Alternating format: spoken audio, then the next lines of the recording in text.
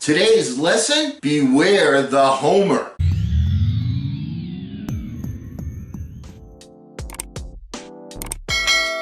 Hello again, everyone. I'm Eli's dad with Project Eli, where we educate, we lead, and we inspire.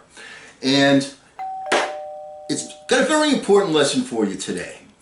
And it's a lesson that I learned at an incredibly young age, not on purpose, but completely by accident. Eli, I want to tell you all about it. It's kind of interesting. It's a little bit funny. Okay, first of all, when I was a young puppy, 7, 8, 9, 10, whatever, big basketball fan, lived in the Boston area, big fan of the Boston Celtics. And the man that was the radio announcer for the Celtics was a gentleman named Johnny Most.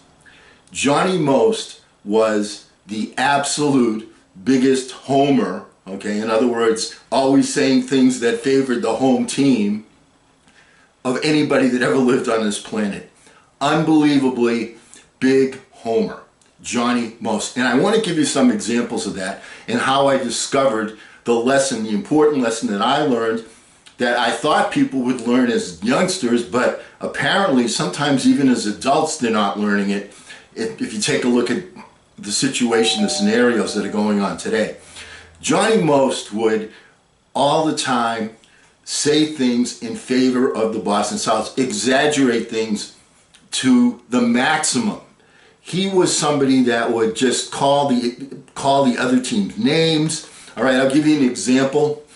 First of all, what he's most famous for, you may have heard this one already, Eli and everybody else, is a play where the Celtics are, it's game 7, the game is on the line, the other team has the ball under their own basket, the guy throws it in, and Havlicek steals the ball! Havlicek steals it, it's all over! Johnny Most went nuts. Havlicek stole the ball. There was even an album called Havlicek Stole the Ball, all right? But that's just one example. Now, it was a great play, but I mean, my goodness, it goes completely overboard. There's another famous play with him where Larry Bird steals an inbounds pass. He goes, and now Bird steals it over to DJ. He lays it in. This crowd is going crazy. Okay. He would just go absolutely nuts. He would begin every sentence by saying, I, back out here at the Boston Garden, high above courtside, That's how he talked.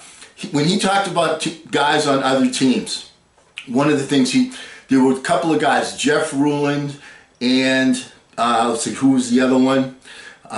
Jeff Ruland and Rick Mahorn. He called them McFilthy and McNasty. I mean, these guys playing basketball. Magic Johnson. Do you know Magic Johnson? Great basketball player, big smile, always willing to talk, great personality. Well, one time during one of the games, he criticized Magic Johnson, and he called him Crybaby Johnson because Magic argued with the referee and the referee changed the call. And then he called Magic Johnson the nickname Crybaby throughout the remainder of the 1980s, announcing things like, there's Cry with a no-look pass and Crybaby with the rebound. Unbelievable. Think about Magic Johnson, ridiculous. He would call players on the Philadelphia 76ers, Steve Mix, Bobby Jones, Andrew Toney, the Hatchet Brothers. He called Bill Laimbeer, who was certainly a guy to hate, but this is somebody he took absolute laser focus on. He called him Counterfeit Bill. And he would describe the game in such a way that the Celtics never did anything wrong. The referees always made the mistakes. And how did I discover that he was such a big homer? Because I watched a game on TV one time and shut off the sound and listened to him do the radio. Now, back in those days, there were not a lot of televised games. So if you were a big fan, you were glued to your transistor radio all the time. And I was one of those people, just absolutely glued. And so the only thing I knew was Johnny Most reporting the game. And then when you see what he's talking about and on TV, while he's talking about it, you see that he exaggerates like crazy. One of the things back in the day, they used to have a rule that if a player got hurt in basketball, they don't have it anymore, that they would give you a 20-second injury timeout.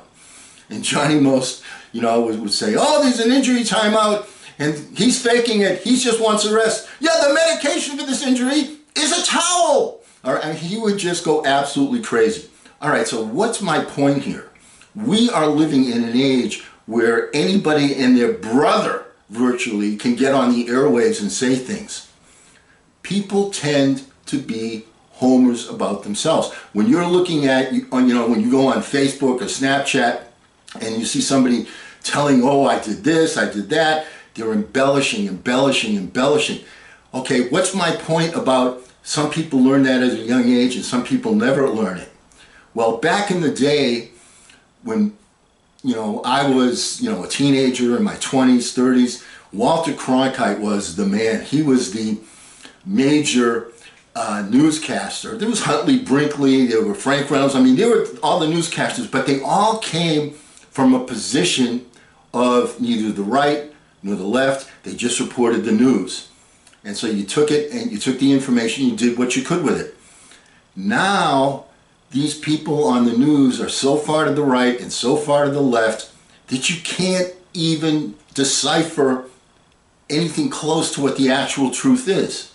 So my point is, Eli and everybody else, make sure that when you're watching something, when you're watching media on TV or on the internet, because we're just bombarded with it all over the place, that you keep in mind who the source is and the fact that most likely they are being a homer, just like Johnny Most.